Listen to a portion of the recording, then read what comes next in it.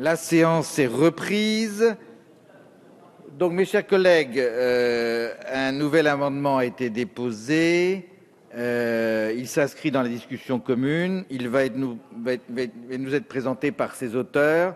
Je vous propose que nous donnions successivement la parole à M. Urvoas et à M. Larrivé. Et puis après, le gouvernement donnera sa position sur cet amendement. Monsieur le Président. Oui, merci, Monsieur le Président. Donc, nous avons mis à profit le temps de la suspension de séance pour tenter de rapprocher les points de vue. Nous avons abouti dans l'esprit que le ministre avait indiqué, c'est-à-dire le souci de parvenir à une proposition unique qui s'entend sous la réserve que l'ensemble des collègues qui ont déposé des amendements sur la composition de la CNCTR puissent naturellement retirer tous leurs amendements au profit de l'amendement qu'on est en train de vous diffuser. Je note d'ailleurs que je crois que c'est la première fois depuis le début de la législature que je co-signe un amendement avec un député de l'UMP. Donc du coup, je ne vous... Ah non, ma mémoire me dit qu'on en a fait avec Patrice Verchères sur la LPM. Mais c'était sur le même sujet en réalité. Donc de toute façon, les services sont une manière de manifester l'unité nationale. Donc le premier amendement, en réalité, sur le même amendement, il y a deux amendements de conséquence qui concernent les renouvellements des magistrats ainsi que la hauteur du quorum qui est nécessaire pour rendre valides les dispositions, les délibérations du collège. Donc nous vous proposons de passer la CNCTR à 13 membres, d'y nommer donc 3 membres de l'Assemblée nationale, 3 membres du Sénat, 3 membres du Conseil d'État. Vous voyez d'ailleurs un changement sur la nomination des magistrats du Conseil d'État. Nous avons enlevé la qualité d'anciens membres du Conseil d'État et ils ne sont plus nommés sur proposition du vice-président, mais nommés par le vice-président du Conseil d'État, ce qui est une manière d'affirmer l'indépendance des magistrats qui siégeront dans l'autorité administrative indépendante.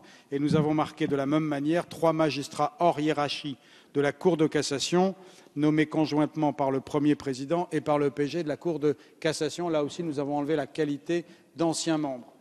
Vous noterez que cet amendement ne tient pas compte de la personnalité qualifiée qui n'était pas rentrée dans le compromis du débat. J'espère néanmoins que nous serons plutôt sur la proposition du membre de l'ARCEP, parce qu'on ne va pas réouvrir le débat sur le nombre de PQ, que chacun soit clair. On reste à 13, donc il n'y aura qu'une personnalité qualifiée. On pourra discuter de qui la nomme, mais le souhait du rapporteur personnel, puisque ce n'est pas une délibération de la Commission, est de faire que ce soit un membre de l'ARCEP. Pour ce qui est du quorum, il fallait, c'est à l'article 83, c'est l'amendement 439, il fallait qu'il y ait 4 membres pour la validation. Nous proposons naturellement de monter à 6 membres. Et ensuite, le dernier amendement, c'est le 440, qui concerne le renouvellement des magistrats. Il était prévu qu'il soit renouvelé par moitié tous les 3 ans, et nous proposons qu'il soit renouvelé par tiers tous les 2 ans. Voilà. Merci. Monsieur Larrivé, co-auteur de l'amendement, à la parole.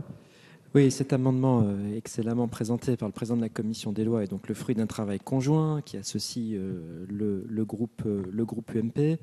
Je pense qu'on est parvenu à un mécanisme qui est à la fois opérationnel et très équilibré au plan politique, puisqu'il garantit bien l'indépendance de cette autorité, son efficacité.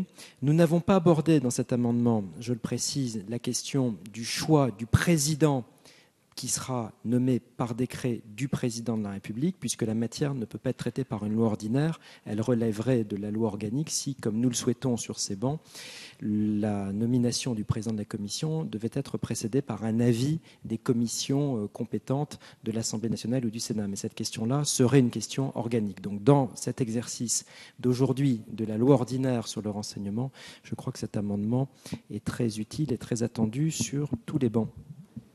Merci, monsieur le ministre, sur cet amendement. Je redis ce que j'ai dit avant que cet amendement ne soit rédigé et proposé de façon consensuelle par des parlementaires issus de sensibilités différentes. Encore une fois, nous traitons d'un sujet sur lequel rien n'existait en termes de base juridique sur un certain nombre de techniques de renseignement et de contrôle exercé sur les services lorsqu'ils mobilisent ces techniques au nom d'un certain nombre de finalités. Et la question du contrôle est une question que nous avons mise au cœur du texte et sur laquelle des parlementaires ont souhaité que les dispositifs soient renforcés. Je ne vois aucune raison que le gouvernement s'oppose à ce qu'il a lui-même souhaité, puisque ce que vous proposez de renforcer, c'est ce que nous avons mis au cœur du texte et qui a présidé à la conception de ce texte au terme d'un travail parlementaire. Et par ailleurs, je pense très sincèrement que sur ces sujets, il vaut mieux de bons compromis républicains à de mauvaises divisions. Et donc je suis favorable à de bons compromis républicains sur les sujets régaliens qui concernent les intérêts supérieurs de la nation, sur lesquels on a besoin de garanties démocratiques très fortes. Et cet amendement, au terme de ce processus de dialogue extrêmement utile et de bonne qualité où chacun a apporté sa contribution, permet d'aboutir au meilleur équilibre. Et bien entendu, je remercie tous les parlementaires qui ont contribué à la rédaction de cet amendement, et le gouvernement ne peut que se réjouir de ce travail de coproduction législative. Merci, Monsieur Ciotti.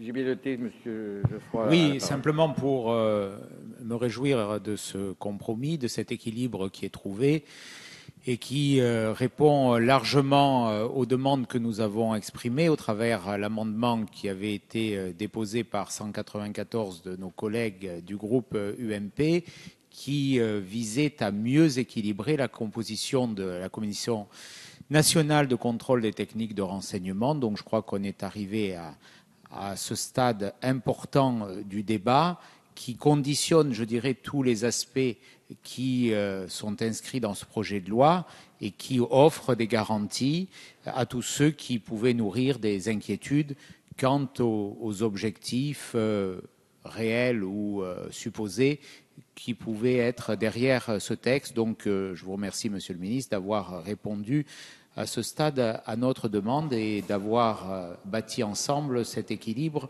qui sera à la fois respectueux de l'efficacité opérationnelle que sous-tend ce texte, c'est l'objectif, apporter une protection plus grande et en même temps protéger les libertés publiques. C'est cet équilibre auquel le groupe UMP est particulièrement attaché.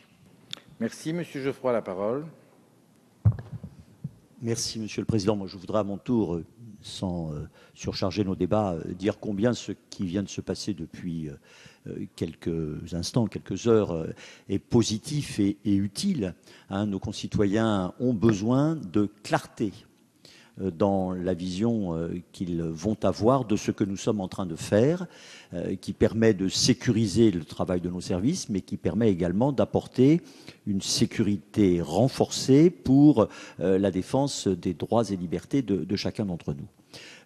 Et pour reprendre un propos du ministre tout à l'heure, je dois redire que nous n'avons pas d'état d'âme à avoir sur le fait que les parlementaires s'inscrivent dans ce travail de contrôle. C'est le rôle des parlementaires de contrôler l'exécutif, et que dans une instance comme celle que nous sommes en train de créer, les parlementaires soient en nombre égal aux non-parlementaires avec la 13e compétence qui viendrait s'y ajouter, n'est que la concrétisation une de plus de notre mission qui doit se développer de plus en plus, qui est celle du contrôle de l'activité de l'exécutif. Moi, je voudrais, Monsieur le Ministre, en quelques secondes, revenir sur un aspect qu'a évoqué très brièvement Guillaume Larrivé et dont nous avons parlé tout à l'heure hors séance et qui, à mon avis, ne pourra pas être écarté pendant longtemps. Il est clair qu'aujourd'hui, nous votons une loi simple, que cette loi simple doit pouvoir entrer en application dès qu'elle aura été votée et qu'il ne faut pas complexifier le travail législatif par d'autres dispositions.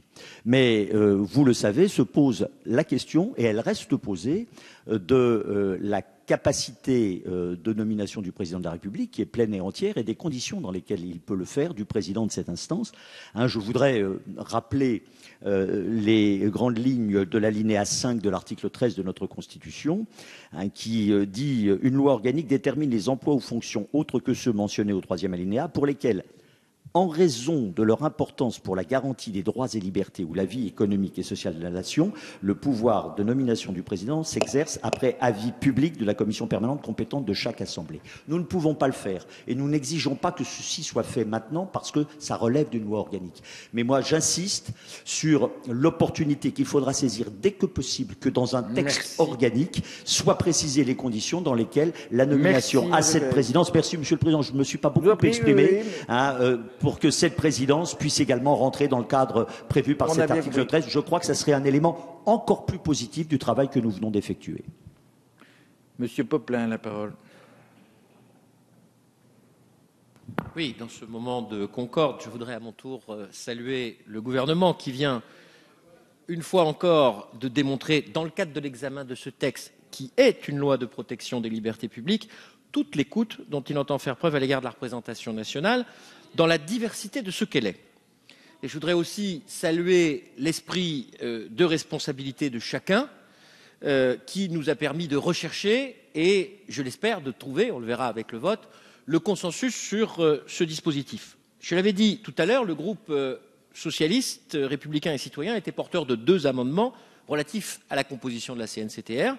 Ils visaient à lier le gouvernement au choix du vice-président du Conseil d'État et de l'autre côté du premier président et procureur général de la Cour de cassation pour la désignation des magistrats issus de ces juridictions. C'était pour nous une garantie supplémentaire d'indépendance de la Commission. Ces dispositions ont été intégrées dans l'amendement que je me permettrai de qualifier de synthèse. Je m'en réjouis et je retire donc, puisque le rapporteur nous y a invités, les amendements 354 et 355 dont j'étais signataire avec l'ensemble du groupe socialiste et qui sont satisfaits par les nouveaux amendements présentés. Et notre groupe soutiendra bien évidemment ce nouveau dispositif issu du travail collectif. Merci. Monsieur Touré a la parole. Oui, Monsieur le Président, Monsieur le Ministre, je pense qu'effectivement c'est un bon signal que d'arriver à un consensus rassemblant l'ensemble des forces politiques de l'Assemblée. Deuxième élément, il fallait qu'il y ait du fond. Le fond, c'était une notion d'équilibre. Cet équilibre entre les responsables politiques et les responsables non politiques, c'est ce qui a été trouvé, c'est ce qui me semble une excellente chose.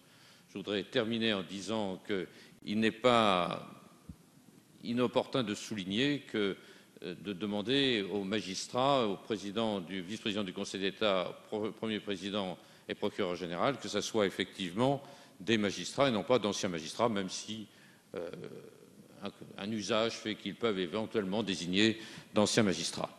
Dernière chose, surtout faisons en sorte que ce soit un magistrat qui préside cette commission. Faisons passer notre vœu à ce niveau.